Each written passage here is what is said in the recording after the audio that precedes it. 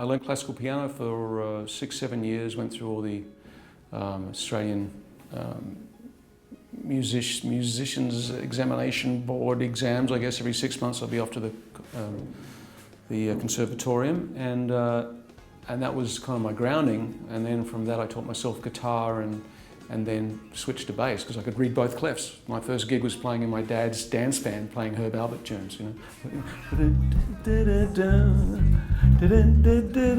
know, whatever it was.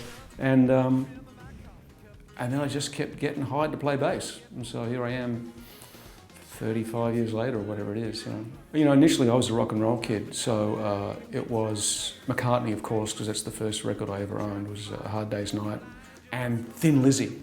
And I was a huge Phil Lynott fan. I loved Thin Lizzy, and which is, you know, all about pick and how he could sing in such a syncopated fashion over such a solid, you know, bass line. It was just totally, you know, rub the stomach, pat the head thing. It was incredible.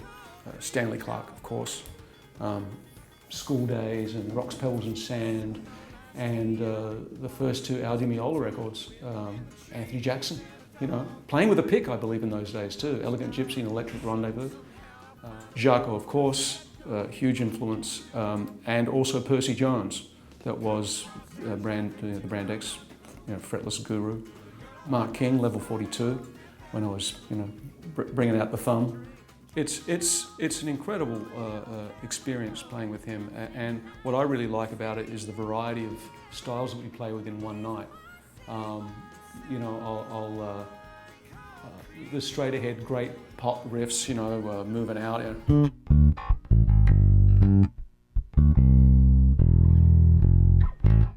to, you know, yet again, break out the plastic, you know, the pop song.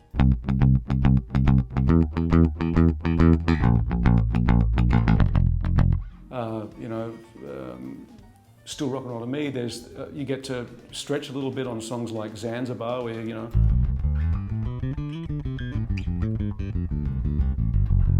walk around while Carl Fisher does his Freddie Hubbard, you know, imitation on, well, not imitation, he takes it to his own place. He's an amazing horn player.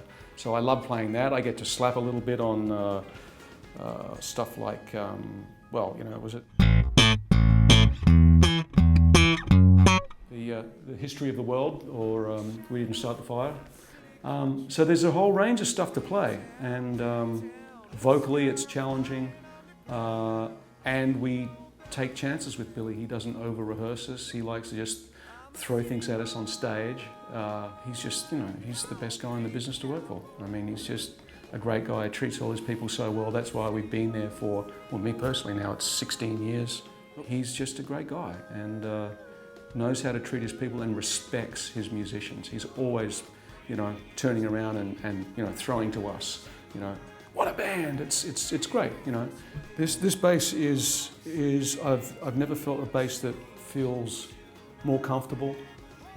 This is really full circle for me. Starting out on you know, initially cheap Fender copies, playing, you know, I think I had a Rickenbacker for a time. I had a 66 P bass with a rosewood board. And I went off over the years of playing different instruments, and still always came back to simple, good ingredients. It's like a great Italian meal. You know, this is a passive bass. There's no preamp in there. It's because the ingredients, an alder body, beautiful single piece of alder, a maple cap neck, which is something I've always played. For as long as people have been making basses for me, I've always asked for a maple cap neck. Someone was accommodating in the, I won't mention, I've been very fortunate to play some wonderful instruments over the years, but I want alder. I like the combination of a maple cap neck and an alder body. Now, when you make that the finest piece of alder you can get and the finest maple, and combine that with a great bridge, fantastic underwound pickups for clarity, not lumpy in the low mid-range. These are Lindy Phelan pickups. Lindy, who's analysed my favourite P bass, realised that I go for a very weak output pickup, less windings around the magnets. That clears out the lower mid-range and gives you a very piano-like tone.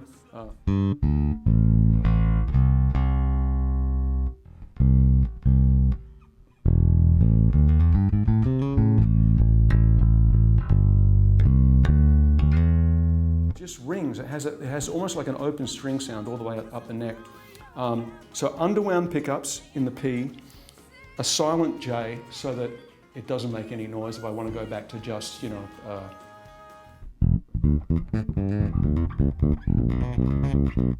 you want to go back to that burpy kind of 16th note finger thing, no hum. I also, of course, then can blend them so I get that, you know,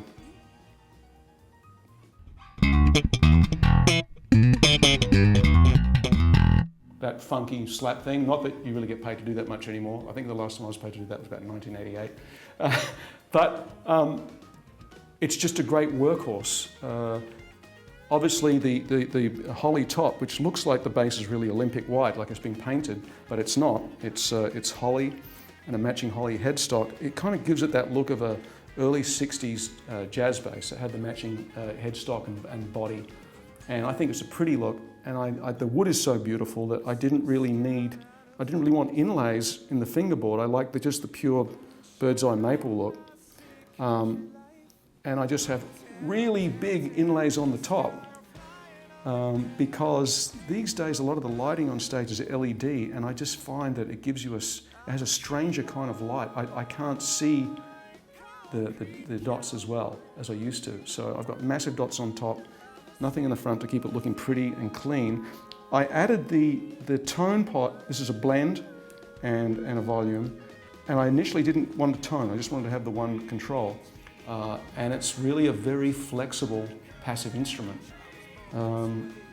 And simple, you know, like I said, I keep harkening back to, it's like a fine Italian meal, you know, it's mozzarella, the best mozzarella you can have, the best piece of tomato and some fine basil and great olive oil. Well, that's what this is.